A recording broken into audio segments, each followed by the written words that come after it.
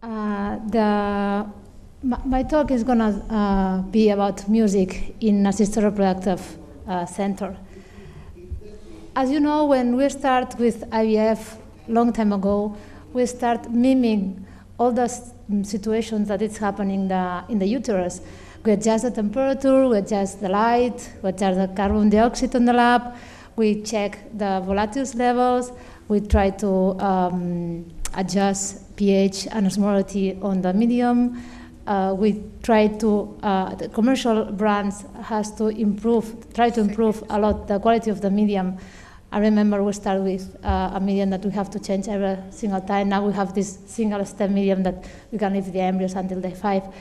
But, and then we started culturing a large volume of dishes. And then we're having started to reduce this volume to microdrops, suspended microdrops. Now that we are doing time-lapse, we are culturing the embryos individually in 30 microliters each embryo. So we have changed a lot of things. But there is one thing that is still resisting, is that the culture of the embryos is completely static.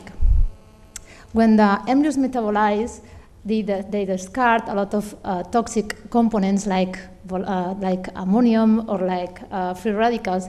And these toxic elements keep around the embryo, and we cannot take it out. So it's why we try to change medium so often. In natural situation, it's not that way. The embryos is moving, it's rolling. It's moving from the ovaries to the ureters, and it makes in constant movement. So this movement, it helps to translate the embryos, but in another hand, it helps to renew these nutrients that arrive to the embryo and to discard these toxic elements. So in that change, there are a lot of groups that try to apply some vibrations, some movement to this culture system in order to mimic the situation that is happening in the natural way. There are different ways of doing that. The first way is to apply Darling movement as a mechanical way into the dishes, and the other way is to try to dynamize completely the culture conditions. For the first approach, you have different publications that came out, and here you have one of the models that they use, Misove in 2010.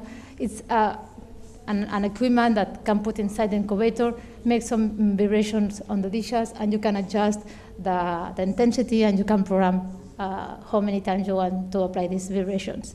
But it's a huge equipment, and it's difficult to apply to every incubator. The other system is to apply movement directly to the medium by itself.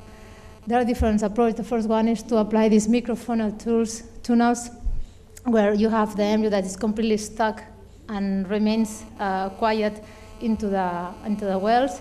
And then this microfunnel is where the medium goes, and it goes constantly in a dynamic way, so you can also control how many times you want to renew this media.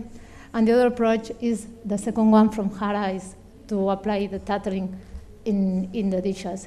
It makes a system that makes some oscillations and swing on the dishes, so the embryos is rolling from one side to the other side to the dish. But again, this system is expensive because it has to be applied to every patient inside the incubator. So you need big incubators, and you need a lot of equipment of that for each couple. But the benefits of applying micro vibrations or dimensions of the culture has been published. It seems that could present better quality of the embryos, could have a benefit on implantation and removing pregnancy, and can have a benefit also in increased pregnancy rates. It seems that enhance the cytoplasmic maturation of the oocytes and the embryos. We started to think about how we can use a technique that it was similar to those, so it applies movement to the culture media, but it was easy to apply to any incubator. And we start thinking about applying music as a physical agent that propagates the sound through the fluid as a mechanical wave. We started to check how many publications was on that field, and it has been published that music has some positive effects if you are using ultrasounds and infrasounds levels, but little thing is published about audible levels of music. Music has been applied in different cell types, has been applied in endothelins and bone cells, and it seems that activate DNA synthesis and gene transcriptions. It also has been applied in neural cells, that it changes that could change the expression of particular molecules during the process of neurogenesis. It also has been applied in mice cells, that it seems that could be upregulating some anti-inflammatory cytokines. And in human cell lines, it seems that increase the percentage of cells in phase S. But not all the sound is the same. Different waves of frequencies, exposure times, or harmonic organization of the music can have different effects. It's not the same music as pure sounds than noise. That noise can have the completely opposite effect, and can do growth retardation and decrease in cells. So we started a project that has actually 3 phases. We haven't finished completely the project. We are still on phase 2. I will show you the results. The first one is to see how music can be applied inside the incubator and how this music can have an effect in fertilization rate.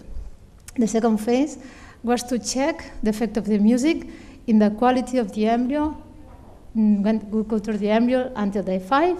And finally, we wanted to check the effect of this music in pregnancy rate, that at the end is what we care about. So for the first one study, we took all IVF patients that came to our center for egg donation, and we included 114 couples with a total of 958 oocytes.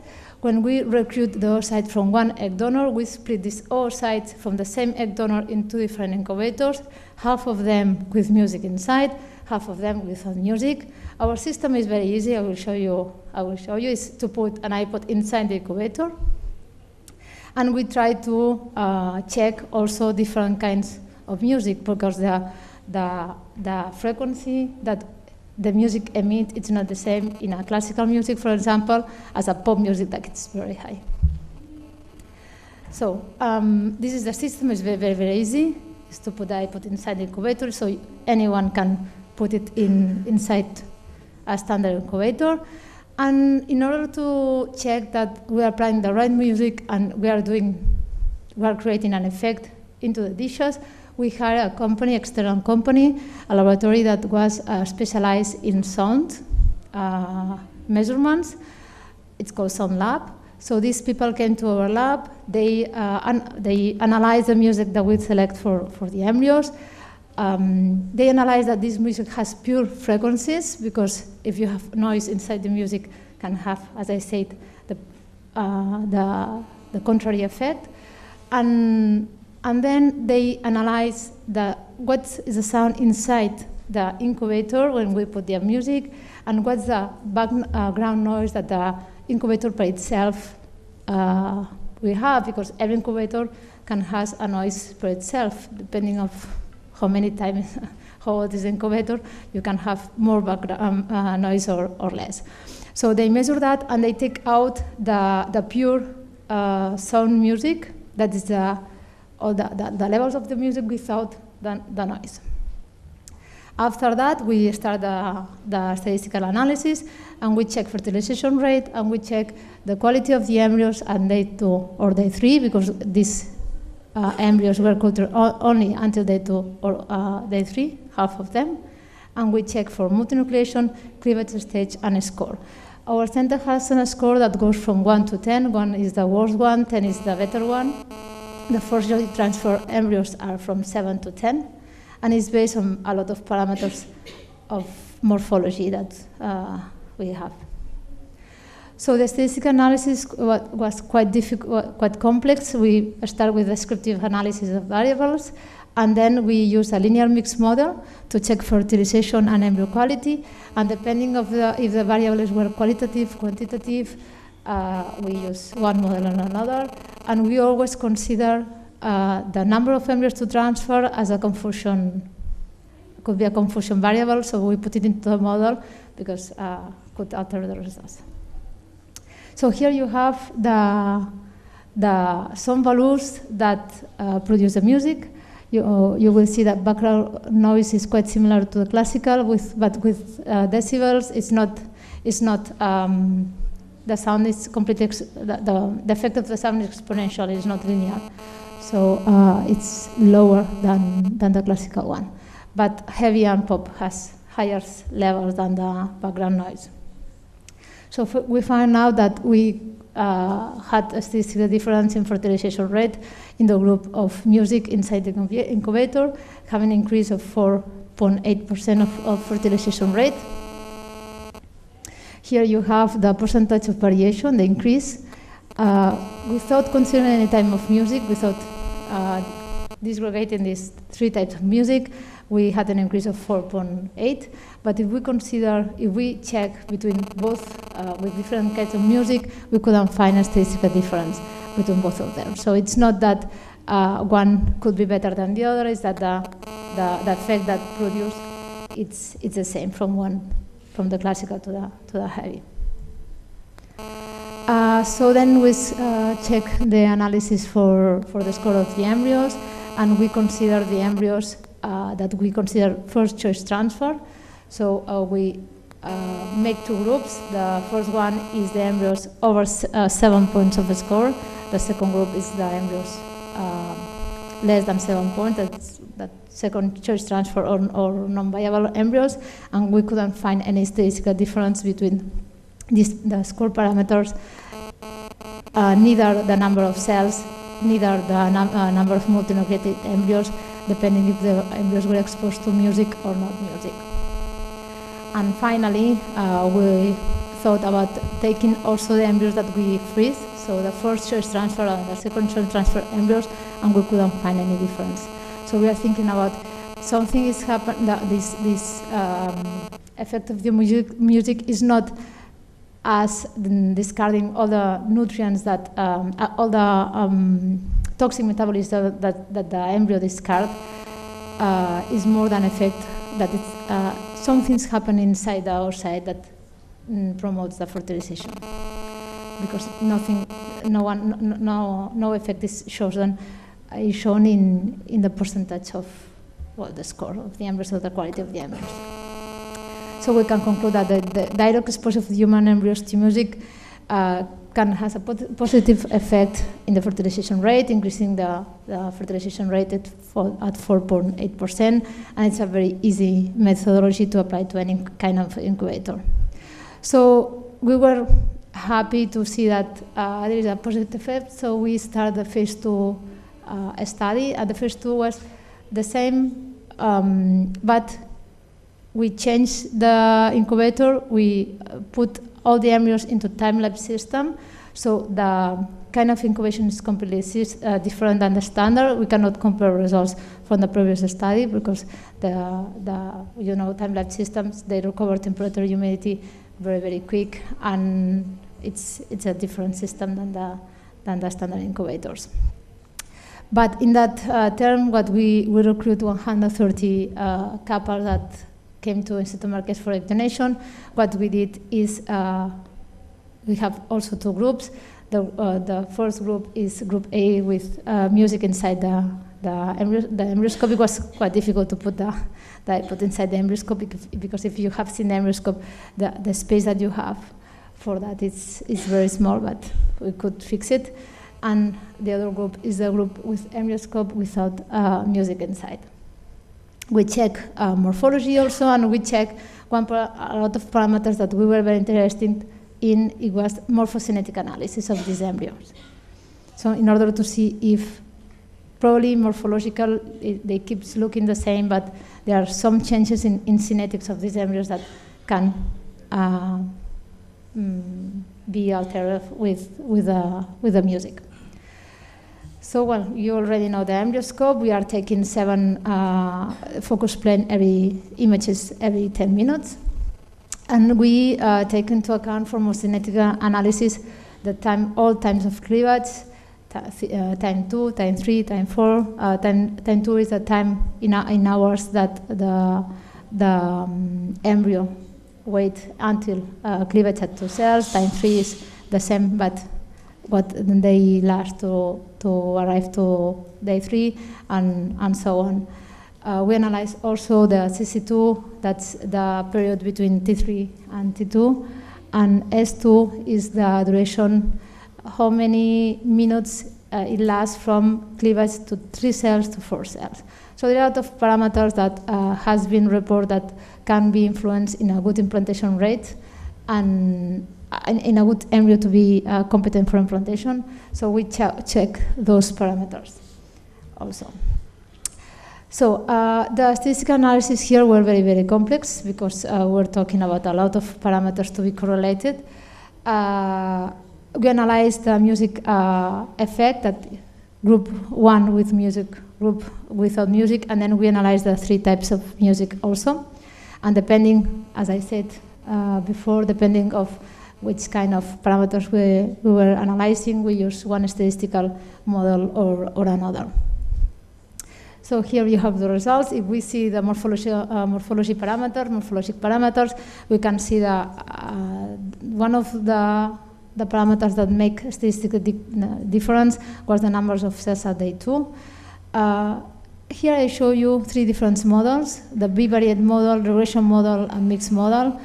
The bivariate model is considering that the embryos are completely independent. The regression model and mixed model, they consider all parameters together, all parameters in the same model system, and the mixed model they consider as the ID of the patient is the code of the patient is completely independent, because we have cycles that we perform the first cycle, 1 cycle, and then the couple came back 2 months later and they do another cycle, and the idea of the patient is completely the same. So they consider also that in order to avoid any variables on the statistical model. But we can see that the number of cells is statistically significant increase in the group of embryos applied with music. So the increase is the average in the group of music is 4.2 cells comparing to 4 cells in the group of no music, but all the other parameters, morphologic parameters in that group were not a statistical difference comparing music and no music. As I see, we check number of cells, cell symmetry, the score, multinucleation or binucleation at day 2, the quality of the blastocysts of day 5, and the quality of the inner cell mass and refractoderm at day 5. And you can find any significant difference in that group. Then we check all the morphogenetic parameters here. And if you check the first column, that's the statistical results for applying music or non-music, you can see that we found a statistical difference in T2, the time to arrive to 2 cells, time to arrive to 3 cells, to 5 cells. TEV is, let me show you with a pointer. This is the time to expand the blastocyst. This is the time to pronuclear formation, and these are the CC2, cell cycle 2, and S2 stage. And we could find difference in T2, T3, T5, expander blastocyst, CC2 and S2, that one's the better parameters. And all of those were in favor of the group of music. It seems that the embryos reached to that stage a little bit earlier than the group of non-music. If we compare, then we compare the same results, comparing pop with no music, classical with no music, heavy with no music. It's not the comparison between them. And we can find some difference. The pop music is the one that it seems that it's more stable, but the results, it's just difference between the prenuclear formation and CS2. In case of classical, it seems to have an effect in early blastocysts and in heavy in T3. But we have to check in the results because this data is very new for us. So we can conclude that the morphologic parameters that can be influenced by music, it seems that it's only the number of cells on day 2. T2, T3, T5, time of expander blastocysts, CC2 and S2 are influenced also by the presence of music. And now we are starting the phase 3 of the project, is that to analyze that, transferring the embryos and analyzing the pregnancy rate and evolving pregnancy rate. And I cannot show you that results because we are on this phase now. Thank you so much.